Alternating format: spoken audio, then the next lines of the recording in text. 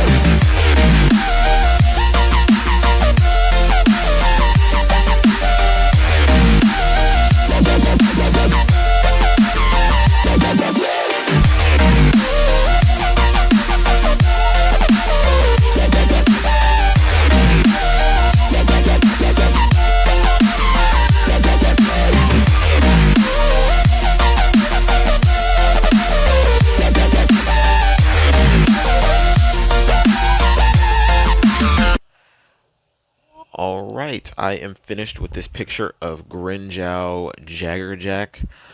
I will say that Orihime in this episode, the whole fear thing that she had going on, think about it this way, right?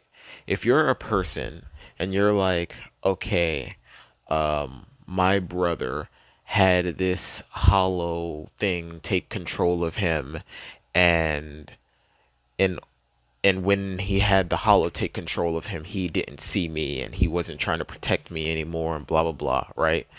That argument doesn't work when it's Orihime.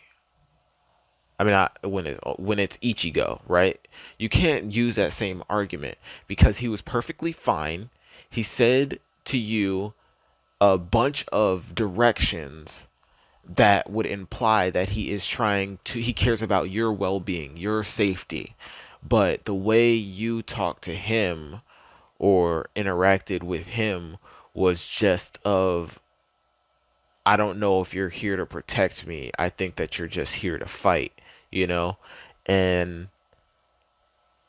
people do have that impression about Ichigo and about how, like, hey, if you were here to save her, you would have just grabbed her and took her away. But in reality, Ichigo wouldn't do that because he already tried that, right? He tried that with Nell. She's lighter, and he tried to run away from Ukiura and didn't get away. So in his head, he already knows that he can't successfully run away from one of these guys safely. So the only option would be to hold his ground.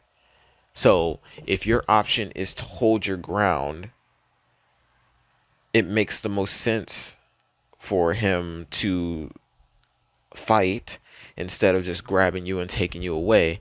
So for Orihime to be afraid of him and to have Nell be the one to say, like, Ichigo is fighting for you, and to her to tell Orihime all of this stuff in order for Orihime to even try cheering for Ichigo, it doesn't make that much sense to me. I mean, it makes sense in terms of, like, if she's comparing it to her brother's situation and she's just terrified, so she equates the two. But in my mind, the way he was talking to her after he put on the mask, I don't think that it's fair to compare the two for her to do it like that. But, in the end, Ichigo just needed her to tell him that she didn't want him to die in order for him to just beat Grinjow with one slice. So theoretically, if she would have showed him support from the beginning, I think he would have been able to end that fight really easily. But that's it for this video. If you liked it, be sure to leave a like, subscribe if you did, let me know what I can do in the comment section to make it better for you to watch next time. The glove is off. Peace, love. Thanks for watching.